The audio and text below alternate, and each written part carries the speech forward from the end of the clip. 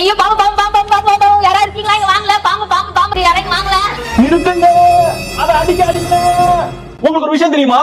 உலகத்துல நிறைய பேரை பாம்பு கடிச்சதுக்கான காரணமே பாம்பை அவங்க அடிக்க போனதுனாலதான். எப்பயுமே உங்க வீட்டுக்குள்ள பாம்பு வந்துச்சுன்னா பாம்பை அடிக்காதீங்க. நீங்க பதறினாதான் அது பயந்து போய் நீங்க அதை அடிக்க வரீங்கன்னு நினைச்சு உங்களை அது கொத்திரும். பாம்புக்கு காது கிடையாது, ஆனா அதனால வைப்ரேஷன்ஸ் உணர முடியும். சோ அதிகமான சவுண்ட் இருக்கிற இடத்துல இருந்து அது தப்பிச்சு சவுண்ட் கம்மியா, அதாவது நாய்ஸே இல்லாத இடத்துல தான் அது இருக்கிறதுக்கு எப்பயுமே விரும்பும். பாம்பு ரெகுலரா ஒரு இடத்துல வந்துட்டு இருக்கு அப்படின்னா லவங்கப்பட்டை இருக்குல்ல அதோட எண்ணெய், கிராம்பு இருக்குல்ல அதோட எண்ணெய், இதெல்லாம் தண்ணியில மிக்ஸ் பண்ணி நீங்க ஊத்தி விட்டீங்கன்னா அதோட வாசனைக்கே பாம்பு வராது.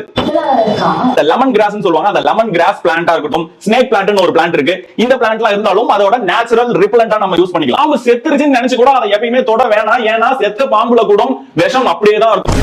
அடிக்காதீங்க.